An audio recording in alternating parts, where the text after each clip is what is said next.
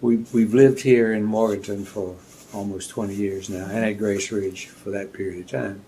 And for the most part, good health. And when we didn't, we have had good care. The latest situation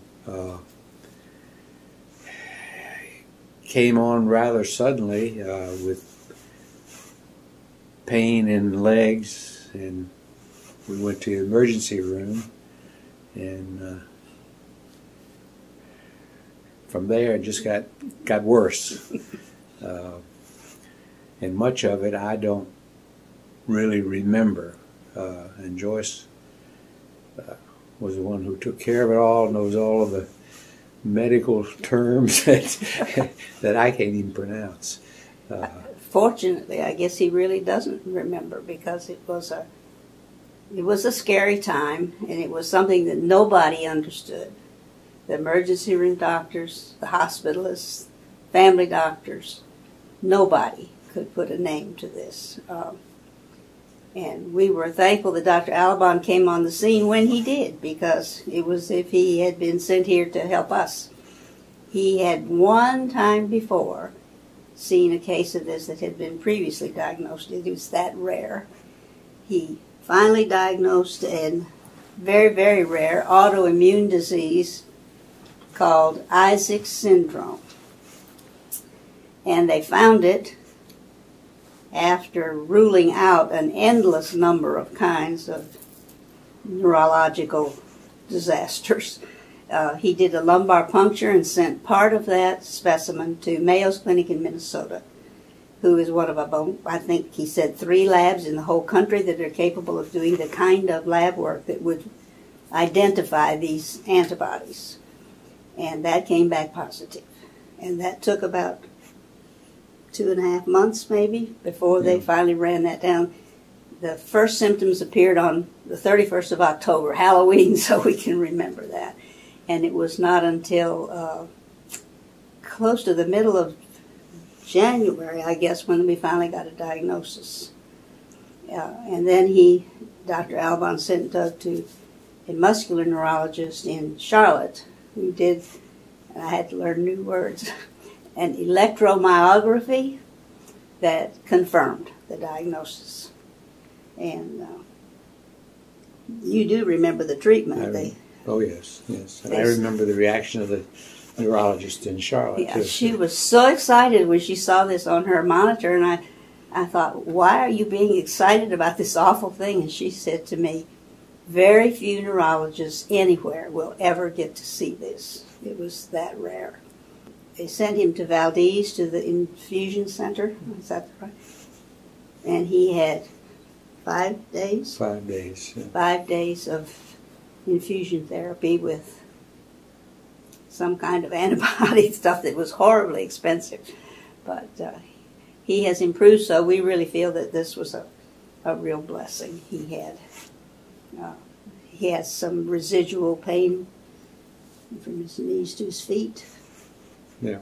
It hurts more to stand than it does to walk, really. But the change is just so dramatic, because he was completely out of it during most of December and January, November, December, and January.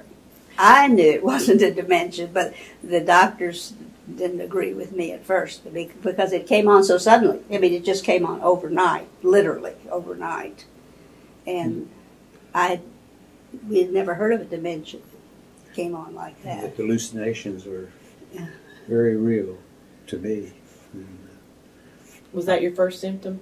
No, well, that wasn't the first, but that was, well... Pain in the legs, I guess, was the first symptom, but that was the unexplained part, as far as I was concerned. The wild hallucinations, that he does remember, even though none of that was true, of course.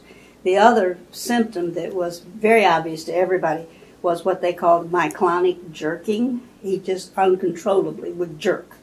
And I guess we all do that occasionally when you're just about to fall off to sleep and you jerk, except he jerked all the time.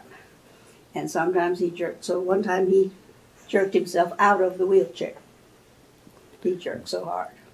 After this infusion, Was it something that started happening immediately, the improvement, or did it take a while? I was improving before the infusions. To some degree, yeah. I was to the point where I knew I was going to be well enough to leave the assisted living facility. I had already set a date that I was going to be. I had improved that much. He had improved.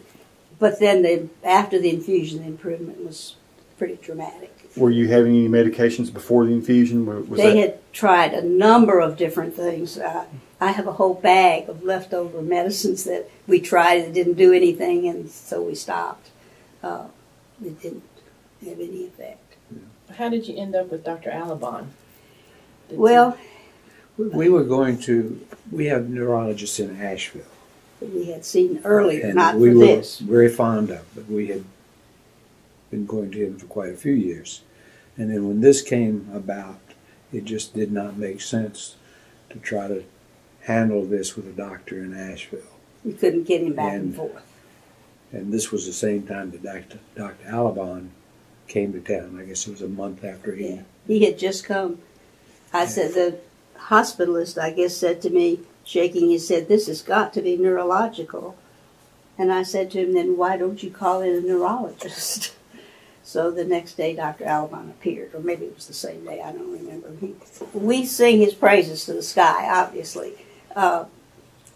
He didn't give up. I mean, he continued until he found an answer to our problems. He also was, well, again, I don't think Doug was aware of that, how kind he was to me. He kept touch with me regularly. We called each other on cell phones. He even gave me his cell phone number so that he was available to me at all times. He was wonderful about answering questions.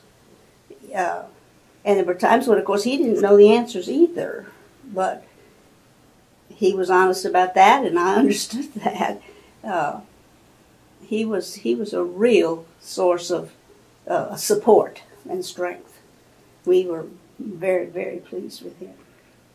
I think when he received the word from Mayo, he was at a meeting in Houston, Texas, I think, at a conference. And he called us from there rather than waiting until he got back to called us right away. I said that was a sign of this world we live in. We're in Morganton, the laboratory is in Minnesota, the doctor's in Houston, Texas, and yet we were all in contact. And before he ever came back to town, he made all the arrangements for him to go to the infusion center. So he was, we were so pleased. There are a lot of doctors who, after all these weeks and weeks of nothing, would have said, well, he's an older man, let's keep him comfortable, and we just don't know. But he didn't quit. He has impeccable credentials. I don't know if you've had been a chance to read. He's yes. board certified in like 3 areas of neurology. Yes. We think we're fantastically lucky to have him. Well, we agree with you. After our experience, we think we're lucky to have him too. He really is. He was. No one else, none of the other local doctors, including the other neurologist that is here, had ever heard of this. He gave us a website somewhere along the way. It was actually, he was looking for something that we could understand on a lay person's level. It was from Sweden, London. And among the other things that it said was that in all of Sweden, they had only been able to find 20 people who had ever had this syndrome. Do they know what causes it? Or? Well, I asked him that, and the first thing he said was the honest answer is we don't know. But he said a lot of doctors will tell you stress, a viral infection could start it, but there was no evidence. And he said we really don't know. And so you were in a wheelchair for a couple months? I was, yes, and a walker. I was having difficulty moving around. And I think that assisted living wanted me in a wheelchair. But with all the jerking. And it was safer for me and them. Well, he fell because of all the jerking and the instability, he fell a number of times, and they don't like that. We didn't either, but so he was in a wheelchair for quite a while.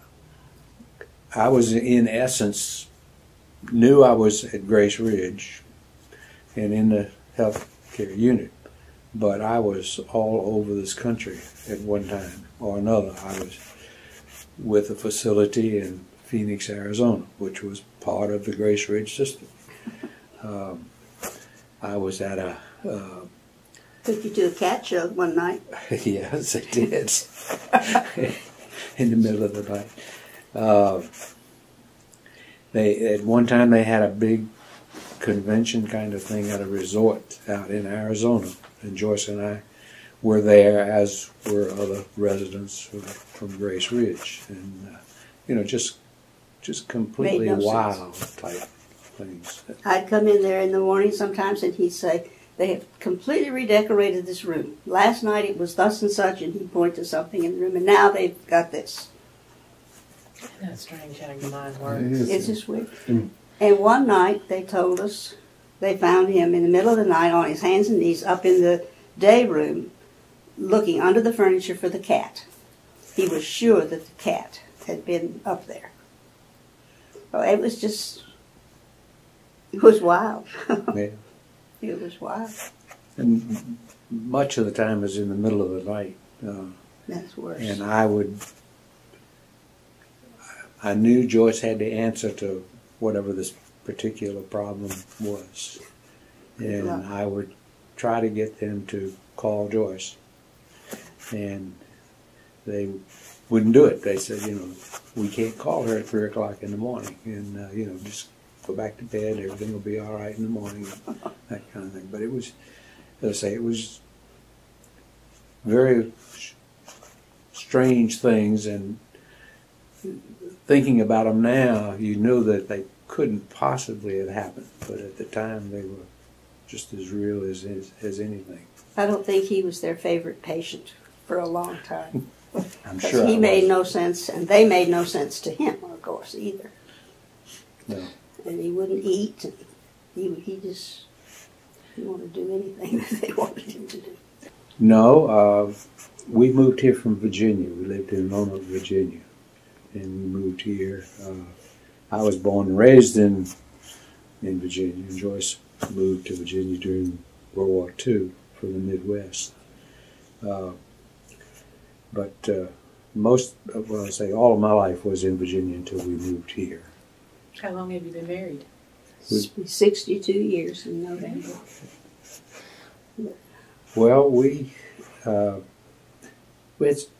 Joyce had a problem with her parents. All the awful scenarios you hear about dealing with elderly parents, my brothers and sisters and I had to deal with, and we decided we weren't going to do that to us or to the children. But we had made up our minds a long time ago that when we retired that we were going to go into a retirement community. And we did a lot of research for quite a few years before then and visited a number of places. And Grace Ridge had more to what we wanted. We were looking for specific things and at a price that we felt we could afford. And so we moved here. And that will be 20 years, the end of this year. Wow. What were those things that you were looking for? Well, we were looking for continuing care was one of the main things. A cottage was something else that as opposed to the high rise. A main high rise building. That now is not as important as it was at that No. particular time. Well, 20 years ago, you were still 65. Yeah. And during those 20 years was when we did the traveling. We were one of these people that put stuff in the back of the car and went with no reservations. And we had a general idea, we were going to the Northwest. We went all over the country and Canada too. Have your 20 years at Grace Ridge been really enjoyable? Oh, yeah. Yeah. Except when you get sick. That's not fun. No, we have enjoyed it here. No. We came from Roanoke, and the geography is pretty much the same. That was another thing. We were going to have to make a big adjustment to hot or cold or humidity or whatever. It was pretty much the same. But you've come a long way. I mean, He to really be such has. an active person, and then you were in a wheelchair, and now you're walking around, and I guess that's wonderful. It's Walking on the greenway again, which able to do a mile. They can't do much you can more than walk a up mile. to a mile.